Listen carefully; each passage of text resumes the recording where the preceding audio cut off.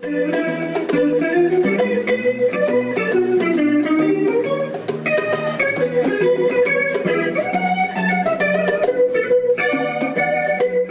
founded the Soldiers Project in 2004 after I saw a play about Marines who were coming home, and it talked about their suffering. They didn't put it in that way, but I felt the play. I was moved then to create what is now the Soldiers Project. We provide free, unlimited, completely confidential psychological counseling for anyone who served in Iraq, Afghanistan, and their extended families. And there's no bureaucracy. We're literally a phone call away from help. And in these past 6 years, we've grown from a group of 8 therapists to over 400. The wounds of war are not just the wounds of the service member. The wounds affect the entire family in many different kinds of ways. There are lots of stories that we hear about wives who become alcoholics, kids who are extremely distressed because they don't know if their parent is going to come home or not. He comes home and then leaves. There's a lot of family disruption, and not much attention has been paid to these people, and they're bearing an enormous burden.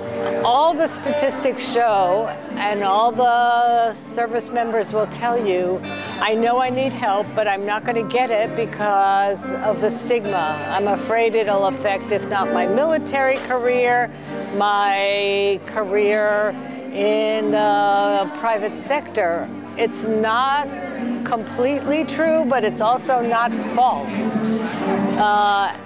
So that is extremely important, and that's the first question that people ask. They ask 2 questions. Is it really free?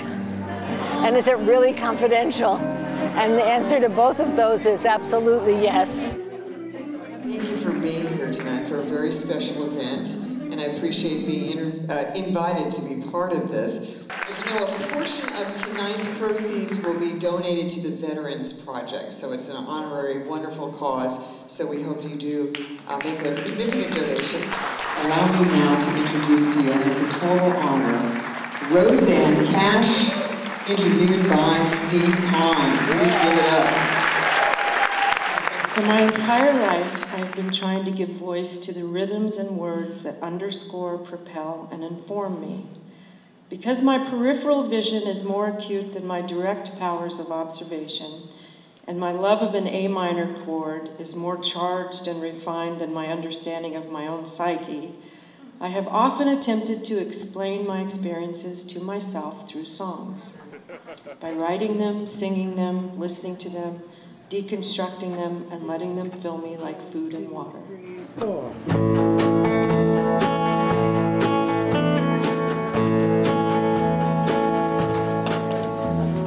10 years ago, on a cold, dark night, there was someone killed neath a town hall light. There were few at the scene, but they all did agree that the slayer who ran looked a lot like me. The judge said, son, what is your alibi? If you were somewhere else, then you won't have to die. I spoke not a word, though it meant my life, for I've been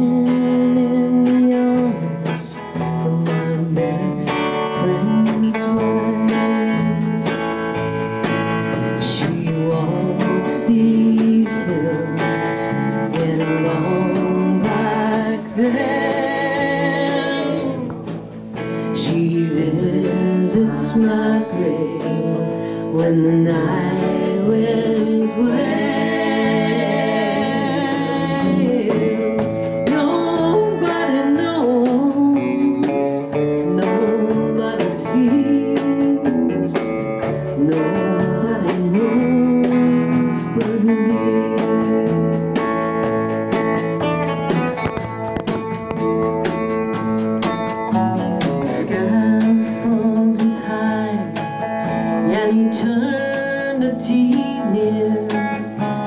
stood in the crowd and shed not a tear. But sometimes at night, when the cold wind moans in a long black veil, she cried